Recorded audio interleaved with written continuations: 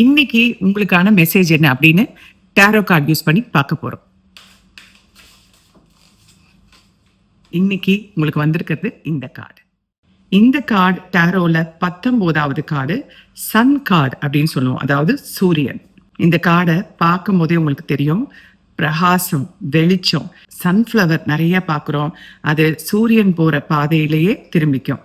பின்னாடி பேக்ரவுண்ட்ல வீடு தெரியுது, அதுவும் நம்மளால பார்க்க முடியுது. இந்த கார்டு உங்களுக்கு கொடுக்க வர மெசேஜ் என்ன அப்படின்னா, ரொம்ப நாளா உங்க மனசுல இருந்த ஒரு குழப்பத்துக்கு ஒரு தெளிவு கிடைக்க ஆரம்பிச்சிருக்கு அப்படின்னு அர்த்தம்.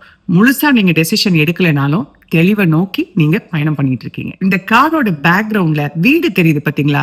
இது குறிப்பா உங்க வீட்டுல நடக்கிற பிரச்சனைக்கான சொல்யூஷனா இருக்கலாம், இல்ல வீடு சம்பந்தப்பட்ட பிரச்சனைக்கு ஒரு தீர்வா இருக்கலாம். அதாவது புது வீடு வாங்கணும்னு நினைக்கிறீங்க, இல்ல வீடை காலி பண்ணலாமான்னு நினைக்கிறீங்க, இல்ல உங்க ஹவுஸ் ஓனர் காலி பண்ணித்தான் ஆகணும் அப்படின்னு சொல்லலாம். இந்த மாதிரி எந்த விஷயமா வேணாலும் இருக்கலாம். ஒருவேளை காலி பண்ண சொன்னாங்கன்னா அது நல்ல முடிவு, ஏன்னா பிரகாசமான எதிர்காலத்தை நோக்கி தான் நீங்க போறீங்க. அதனால துணிஞ்சு காலி பண்ணுங்க. ஏதாவது ஒரு வீடு வாங்கணும், ஒரு ப்ராப்பர்ட்டி இன்வெஸ்ட்மெண்ட் பண்ணணும் அப்படின்னா இதை விட பாசிட்டிவ் சைன் உங்களுக்கு கிடைச்சே இருக்க முடியாது. துணிஞ்சு அந்த விஷயத்த செய்ய ஆரம்பிக்கலாம். உங்களுக்கான தெளிவு இன்னைக்கு கிடைச்சிருக்கும்னு நினைக்கிறேன்.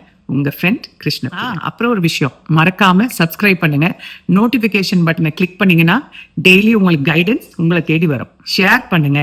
உங்களை மாதிரி குழப்பத்தில் இருக்கிற நிறைய பேருக்கு இது உதவும். மறந்துடாம ஒரு லைக்கும் கொடுத்துருங்க.